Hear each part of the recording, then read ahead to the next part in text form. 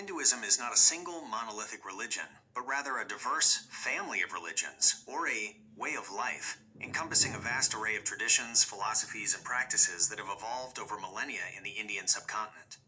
Its philosophy is incredibly rich and multifaceted, with many schools of thought and interpretations, yet it shares several fundamental concepts. Here are some of the core philosophical tenets and schools of thought within Hinduism. Core philosophical concepts. Brahman. This is the ultimate reality, the supreme, unchanging, infinite, and pervading spirit of the universe. It is considered the source of all existence. While often described as formless and transcendent, it can also be seen as manifesting in various deities. Atman. This refers to the individual soul or true self. A central idea is the belief that Atman is ultimately identical with Brahman, meaning the individual soul is part of the universal spirit. The goal of spiritual realization is to understand this oneness. Dharma. This is a multifaceted concept referring to righteousness, ethical conduct, moral duties, cosmic law, and the right way of living. Dharma is understood to vary based on an individual's role in society, age, and circumstances. Upholding Dharma is crucial for maintaining cosmic and social order. Karma. This is the universal law of cause and effect. Every action, thought, and word has consequences, which will be experienced in this life or future lives. Good deeds, punya, lead to positive outcomes, while negative actions, papa, result in suffering. Karma is a driving force behind the cycle of rebirth.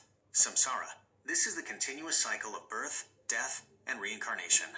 The soul, Atman, undergoes multiple rebirths, with each incarnation shaped by past karma. This cycle is not seen as eternal, and the ultimate goal is to break free from it. Moksha.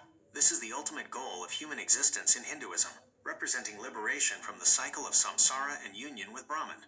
It signifies spiritual emancipation, freedom from suffering, and eternal bliss. Different paths, yogas, are prescribed for achieving moksha. Purusharthas. These are the four proper goals or aims of human life. Dharma, as explained above. Ethical and moral duties. Artha. The pursuit of material prosperity and economic well-being through legitimate means. Kama. The pursuit of pleasure, desire, and emotional fulfillment. This is not seen as hedonistic, but as a natural part of a well-rounded life. Moksha. As explained above. Spiritual liberation.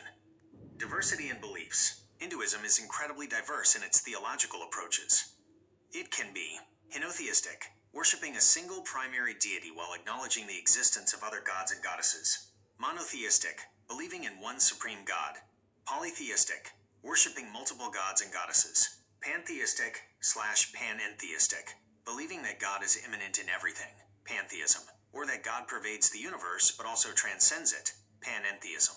Monistic, believing in one ultimate reality, Brahman, of which everything else is a manifestation. It even allows for agnostic or atheistic viewpoints, as long as one adheres to the broader principles of Dharma. Major schools of Hindu philosophy. Darshanas. Traditionally, there are 6 orthodox Astika schools of Hindu philosophy that accept the authority of the Vedas. 1. Nyaya focuses on logic and epistemology, developing a rigorous system for valid knowledge acquisition. 2. Vaisheshika, an atomistic and pluralistic system of metaphysics, discussing the nature of reality in terms of categories of existence. 3. Samkhya, a dualistic philosophy that distinguishes between Purusha, consciousness/self, and Prakriti, matter-nature.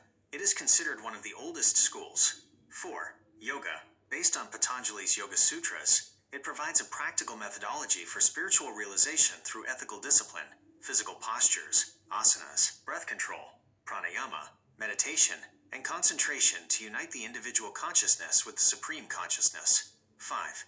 Purva Mimamsa, primarily concerned with the interpretation of the Vedic rituals and the efficacy of Vedic injunctions for achieving desired outcomes. 6. Vedanta, the end of the Vedas. It focuses on the philosophical teachings of the Upanishads, which are the concluding parts of the Vedas. Vedanta has several subschools, the most prominent being Advaita Vedanta, non-dualism, propounded by Adi Shankara. It asserts the absolute oneness of Atman and Brahman.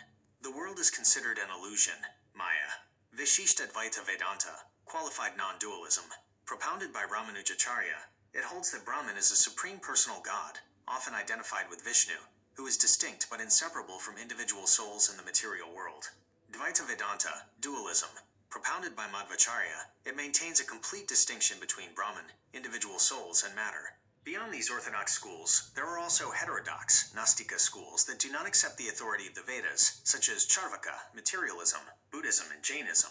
Though these are often considered distinct religions, they share some historical and philosophical roots with Hinduism. In essence, the philosophy of Hinduism provides a vast framework for understanding the nature of reality, the human condition, and the path to spiritual liberation, offering diverse pathways for individuals to explore their relationship with the divine and the cosmos.